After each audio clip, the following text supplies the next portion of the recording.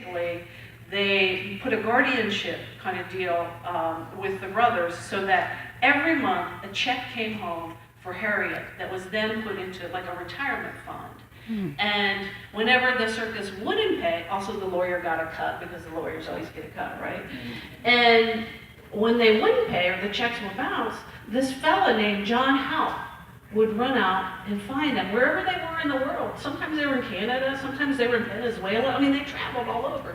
He would hire Pinkerton detectives, and this fellow, John Howe, would somehow go out and bring him back. So who was John Howe? Well, he was this famous bail bondsman who lived in the West End of Roanoke, and he was best buddies, which was very unusual for the time. He was a black man, a bail bondsman.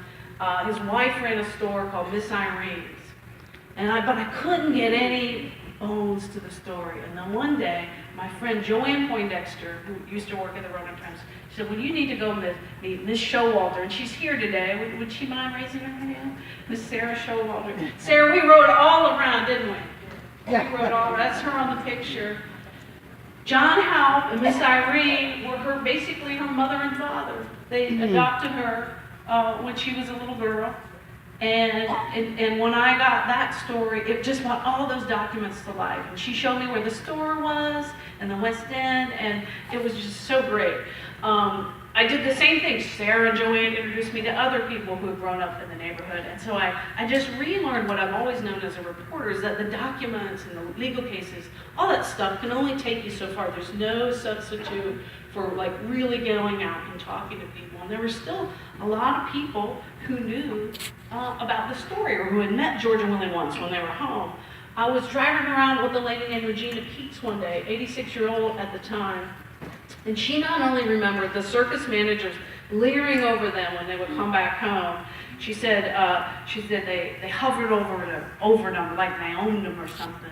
But we were driving past the neighborhood where she had grown up, just around the corner from the Muse family home, and there's this grassy lot on Salem and 11th. Now I've driven by that thousands of times. It's on my way downtown. And all I had was a grassy lot. But when Regina, her nickname is Sweet Sue, when Sweet Sue would go past that lot, she would have the memory of having to walk down the street. And back then, Roanoke was so segregated that it was actually in the city code which blocks blacks and whites could live on. They couldn't live on the same block. She would have to go past this white block and past this big Victorian house, which is now the grassy lot. And she remembered there was a side porch, and the lady kept parrots on the side porch. And the parrots had been trained to squawk at the black children as they were walking to school. I mean, they had to walk like way farther, no bus. And they would squawk racial epithets at them, see them little N-words. And that just took my breath away. Here's this 86-year-old dignified woman, and that's what she has to remember when she goes by that grassy lot. Next slide, please. I called Mr. A.L. Holland. Does anybody know Mr. A.L. Holland? So he just passed away a few years ago. He was the elderly gentleman at the Gainsborough Library who put his newspaper down in the wet when Selena got into Harvard. Mr. A.L. Holland was 10 years old in 1927. That's him on the right. That's Selena on the left. By the way, she's the library director in Christiansburg right now. Yay. So he went on to become a prominent civil rights leader with Franklin County roots. He's from the Hollands of Franklin County. And he was a 10-year-old boy, and his job after school was he would help a blind man who made brooms go around and sell them on the city market. And he had all kinds of memories. And in fact, he was related to a Muse relative. And, the first time I called him up, Carly, he'll crack up. I was talking kind of loud because he was like 98 at the time. He said, "You don't have to shout. I'm not deaf, I'm just old."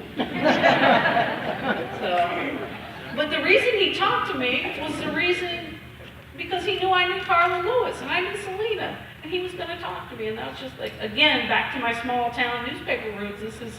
This is how you get the story. Could I have the next slide, please? So the other, big question was, if the family had started out in Truevine and Franklin County, what was life like for them? Harriet Muse and her husband Cabell ended up moving to Roanoke in 1917. I'm told that Harriet was looking for information about her sons. They're also looking to join the cash economy to get out of sharecropping, and I need to try to bring that world to life too.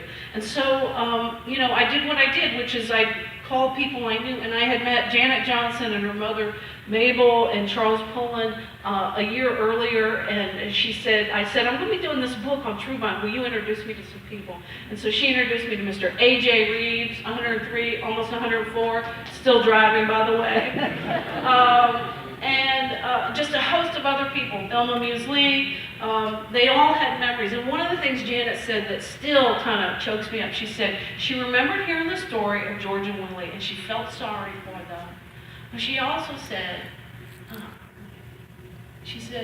there's a touch of longing about all the things that they got to do, that people like her hadn't got to do. She said, only in a place like Truevine, for some of us, could the notion of being kidnapped seem almost like an opportunity. So, about the fourth time I went to interview her, she was so kind. It was Mabel's birthday. I think Mabel was 98 or 99 then. She said, I asked for permission to read for a little bit from the book. She didn't really want to talk about what conditions were like for sharecroppers. And about the fourth time, she decided to open up. And it was very tentative, and it was tough, and it was raw. And, I'm a middle-aged white lady. She didn't know me that well, although we kind of hit it off when we met on an earlier story. And when I delved into this is what I wrote about it. I said it was every white kid who ever spit on her from the school bus window while she trudged the 4 miles by foot to the one-room school. It was the still vivid memory of a slave in Truevine passed down through the generations. He was standing naked atop a tree stump with pork grease slathered on his muscles so he'd show better, so he'd bring a better price, and his family never seen him again. She said, white people are hateful, finally. She said, and I like you, but it's hard for people to understand, even my grandkids, to know how hard it was when me and Mama were growing up, that white people treated us like dirt. It was Mabel's 98th birthday. She was staring out the window, and she didn't seem to be following our conversation until suddenly Mabel jumped in. She said, they would feed you outdoors. She was speaking about the farmers she cropped from the 1920s through the 60s, and her parents before that. She said they had a little table under the tree by the house, and when it was lunchtime, they'd raise up the kitchen window and hand you out the food like you're a dog or something. Then you'd eat at that table. She said they didn't like N-words in the house. That was the rule. She was talking about the 30s, 40s, and 50s. So you can just imagine the kind of world George and Willie were born into in the 1890s, when the only hope the son or a grandson of slaves had somehow, some way, was to buy a piece of land. Cattle inherent ewes had been reared during Reconstruction, a time when former slave owners had adopted sharecropping as a system for retaining control over almost 4 million ex-slaves, most of whom had no means of sustaining their families or of leaving the land where they'd once been bound. With a cash-poor farm economy dominating the South, cotton and tobacco crops became the main sources of credit, and black families rented small plots of land in return for a portion of the crop.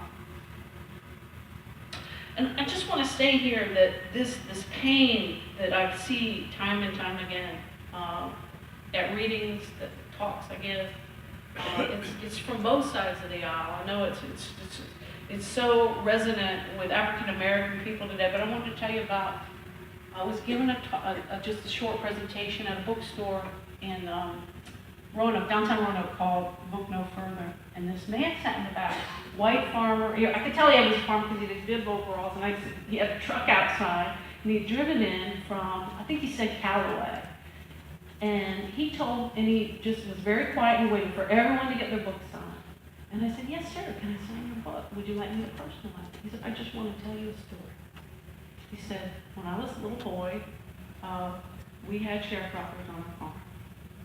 And he said, I was about 6 years old, and there's this little boy, a child of the sharecroppers. He said, and I ran into him, just me and him, I ran into him behind a barn one day. And there was a bundle of onions nearby. And I picked up that bundle, and I hit him. Delicious onion juice, blood, tears.